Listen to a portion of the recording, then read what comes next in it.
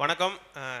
ஏன் திராவிடம் அப்படிங்கிறது பிடிக்கும் அப்படின்னா, அதாவது இந்த மாற்றம் குரூப்பில் முதல் நான் தான். நான் 2016 மக்கள் நல கூட்டணி.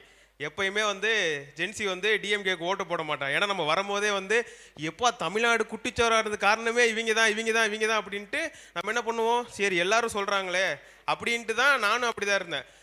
அப்புறம் இன்னொன்று, கலைஞர் போயிட்டாரு, ஜெயலலிதாவும் போயிட்டாங்கப்பா, இவர் என்னப்பா பண்ணுவார் அப்படின்ட்டு என் ஃப்ரெண்டுக்கிட்ட கேட்டேன். என் ஃப்ரெண்டு தான் ஃபஸ்ட்டு சொன்னால், அப்போ ஆட்சியில் கூட கிடையாது, 10 வருஷம் நினைக்கிறேன் கரெக்டாக. ஜெர்மன் பல்கலைக்கழகத்தில் தமிழுக்கு ஒரு இருக்கை இல்லை அப்படின்ட்டு அப்போ செயல் தலைவர் தான் இப்போதைய முன்னாள் முதலமைச்சர் அவர்கள். அவர் இங்கேருந்து நிதி அனுப்புகிறாரு திமுக சார்பாக. இது ஏன் சொல்ல வரேன்னா, எங்கேயாச்சும் ஏதாச்சும் ஒரு பிரச்சனை அப்படின்னா இவங்க தான் நம்மளுக்கு அட்ரஸ் பண்ணுவாங்க. அதாவது நம்மளுக்குன்னு இல்லை, இந்தியாவுக்கே ஒரு பிரச்சனை அப்படின்னா இவங்க தான் அட்ரஸ் பண்ணுவாங்க. இப்போயும் ஏன் திராவிடம் அப்படிங்கிறது கம்யூனிசம் உலகத்தின் கொள்கை தான், இல்லைன்னா மறுக்கலை. ஆனால் இந்தியாவில் இப்போ கம்யூனிசம் இல்லை. ஆனால் ஒரு திராவிடம்ங்கிறது என்ன, எல்லாருக்கும் சம உரிமையாக அளிக்கணும் அப்படின்ட்டு. இப்போ நீங்கள் ஒரு அம்பேத்கரிஸ்டாக இருந்தாங்கன்னா அவன் எஃபியில் அம்பேத்கர் ஃபோட்டோவை தான் வச்சுப்பான். ஒரு கம்யூனிஸ்ட்காரனாக இருந்தானா அவன் மார்க்ஸ் ஃபோட்டோ மட்டும் தான் வச்சிருப்பான். ஆனால் நான் அடித்து சொல்கிறேன், எஃபி ஓப்பன் பண்ணுங்க, அம்பேத்கர், பெரியார், மார்க்ஸ் 3 பேரையும் கவர் ஃபோட்டோ வச்சுருந்தானா அவன் கண்டிப்பாக டிஎம்கே ஆள், அப்படி இல்லைனா ஒரு திராவிடத்தால் ஈர்க்கப்பட்ட ஒரு ஆளாக தான் இருப்பான். ஸோ உலகத்தின் தத்துவமாக திராவிடம் தான் இருக்குது. அப்புறம் இன்னொன்று என்ன அப்படின்னா, அவங்கள நீங்கள் என்ன தான் சொல்லி புரிய வைக்க முடியாது. ஏன்னா இப்போ நான் தோனி ஃபேன். தோனி ஒழுங்காகவே ஆடலை, ஆனாலும் சிஎஸ்கேவுக்கு அவர் வந்தால் நல்லாயிருக்கும் அப்படின்னு தான் எனக்கு தோணுது. அதே போல் தான் என் தாவேக்கா ஃபேன்ஸ்ட்டே நான் 6 மாதமாக போராடிக்கிட்டு இருக்கேன். கமெண்ட் செக்ஷன் ஆரம்பிச்சா நைட்டு 12 மணி வரைக்கும் பேசிக்கிட்டு இருப்பேன். நீ என்ன தான் சொன்னாலும் பரவாயில்ல, அப்படி பண்ணிட்டாங்கன்ட்டு. ஸோ என்ன பண்ணோன்னா அவங்கள விட்டுருங்க, அந்த 20% பேர் போகட்டும். இதுக்கப்புறம் புதுசாக வருவாங்கல்ல யங்ஸ்டர்ஸ், அவங்கள்ட்ட சொல்லி புரிய வைக்கலாம், இப்படி பண்ணாங்கப்பா அப்படி பண்ணாங்கப்பான்ட்டு.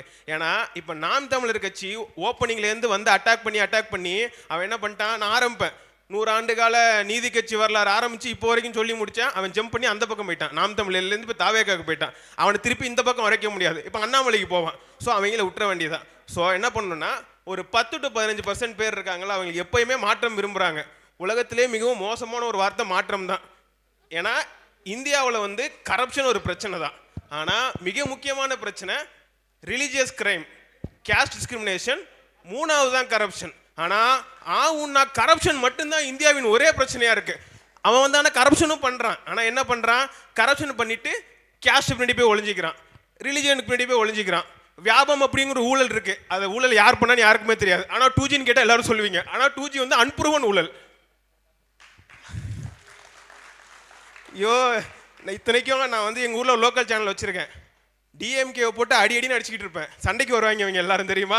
ஏன்னா அடுத்த டைம் இவங்க தான் வரப்போறானுங்க, இவனுங்களாம் கேள்வி கேட்காம விடக்கூடாதுன்னு அந்த அடி போட்டு அடிச்சுக்கிட்டு இருந்தேன். இப்போ நானே நிஜமாக தூக்கம் வர மாட்டேங்குது.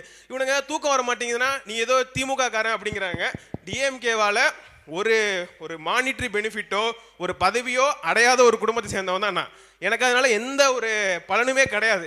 நான் ஏன் இங்கே எனக்கு என்னன்னா, இப்போ ஒரு ஸ்ட்ரக்சர் வச்சுருக்கோம்ல, அண்ணா வாய்மையே வெல்லும் அப்படிங்கிறது தமிழ்நாடோட லட்சணை. அதை மாற்றிட்டாங்க, சிஎம் கோட்டா வச்சுருக்கானுங்க. அதை பார்க்கும்போது எனக்கு கடுப்பாகுது. டேய், நீங்கள் தமிழக வெற்றி கழகம்னு வச்சுக்கிறதுக்கும் தமிழ்நாடுங்கிற பேரை பயன்படுத்தாமல் இருக்கிறதுக்குமே ஒரு அரசியல் இருக்குன்னா என்ன அப்புறம் லூசு மாதிரி பேசுகிறீங்க அப்படிங்கிறானுங்க. இவங்கள்ட்ட நான் என்னத்தை நான் சொல்லி புரிய வைக்கிறது எதுவுமே தெரில. அதனால் அவங்கள விட்டுருங்க, அவங்கள திட்டாதீங்க. ஏன்னா இப்போ நீங்கள் திட்டினீங்கன்னா வச்சுக்கலாம், இது அவங்க ஒரு பாயிண்டாக எடுத்துக்குவாங்க. பார்த்தீங்களா ஏன்டா டே நீங்களாம் வெறி பிடிச்சிவங்க அப்படின்ட்டு. இங்கே இருக்கவங்க இன்னொரு பிரச்சனைனா, கொள்கை அரசியல் பேசி பேசி வளர்ந்த கூட்டம். நானுமே ஒரு பட்டிமன்றம் நடந்தாலுமே போவேன். அதிமுக பட்டிமன்றமாக இருந்தாலும் சரி, பிஜேபி எடுத்தாலும் சரி போவேன். அந்த மாதிரி தான் இங்கே வந்திருக்கவங்க ஜென்சியாக இருக்காலும் சரி, 40 வயசுக்கு மேலே உள்ளவங்க சரி, அந்த அக்கா வந்திருக்காங்க. ஏன்னா பேசியே நாங்கள் பார்த்த கூட்டம். அதனால எங்கே மீட்டிங் போட்டாலும் நாங்கள் போவோம். ஸோ அதனால இவங்கள ஜென்சியா, இவங்க 40 வயசு. நீங்கள் யோசிச்சு பாருங்க, நீங்கள் வர வேண்டிய வயசில் 40 வயசுல ஒருத்தன் கிளம்பி வரான் அப்படின்னா எதுக்காக வரான்? அப்போ ஏதோ ஒரு பெரிய ப்ராப்ளம் நடந்திருக்கு, அதை எங்களால் தாங்க முடியல, அந்த ஆதங்கத்தை வெளிக்காட்டிக்கிறதுக்காக தான் வராங்க. அப்புறம் இன்னொரு விஷயம், நீங்கள் சொல்கிறீங்களா அவங்களுக்கு புரியலைன்ட்டு, அதெல்லாம் கிடையாது. அவங்களுக்கு எல்லாமே தெரியும். நான் முதல்வன் ஸ்கீம்லேருந்து ஆரம்பித்து எல்லா பஸ் ஸ்கீமுமே அவங்களுக்கு தெரியும். அவங்க தெரிஞ்சும் தான் மாற்றி குத்திருக்காங்க. இன்னொன்று என்னென்னா, ஒட்டுமொத்த கூட்டமும் அந்த பக்கம் போயிட்டுங்கிற மாதிரி பேசிகிட்டு இருக்கீங்க. அப்படி இல்லவே இல்லை.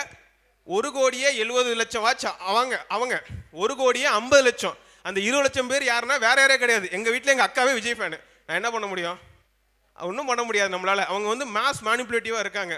ஸோ ஏற்கனவே இங்கேருந்து வெளியே போனவங்கள திருப்பி கொண்டு வரணும். ஏன்னா லெஃப்ட் சென்டர் நாம மட்டும்தான் எப்பயுமே.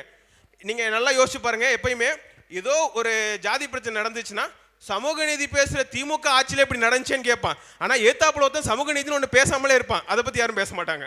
ஸோ எந்த இடத்துலையுமே இதே தான் நடந்துகிட்டு இருக்கு. ஸோ ஒரு பிரச்சனையும் இல்லை, ரிலாக்ஸாக இருக்கு. எனக்குமே பதட்டமாக தான் இருக்குது, கடுப்பாக தான் இருக்குது, ஆனால் ஒன்றும் பிரச்சனை இல்லை. ஸோ நீங்கள் வந்து இப்போ இவ்வளோ ஆக்டிவாக இருக்கிற மாதிரியே இதுக்கப்புறமா ஆக்டிவாக இருங்க. யாருமே அபியூசிவான வார்த்தையை பயன்படுத்தாதீங்க. எந்த அளவுக்கு ஃபேக்டாக சொல்ல முடியுமோ அதை சொல்லுங்கள், அதை புரிஞ்சுக்குவாங்க. என்ன பிரச்சனைனா எஃபியை விட்டு இப்போ நீங்கள் இன்ஸ்டாகிராம் போகிறீங்க, ஆனால் அவன் இன்ஸ்டா விட்டு ஸ்னாப் சாட்டுக்கு போயிட்டான். அதனால் ஒன்றும் பண்ண முடியாது, நம்ம போராடிக்கிட்டே தான் இருக்கணும். ஸோ எல்லாரும் வந்து ஒரு சமத்துவம் சமூக நீதியான ஒரு சமுதாயத்தை படைப்போம். நன்றி, வணக்கம்.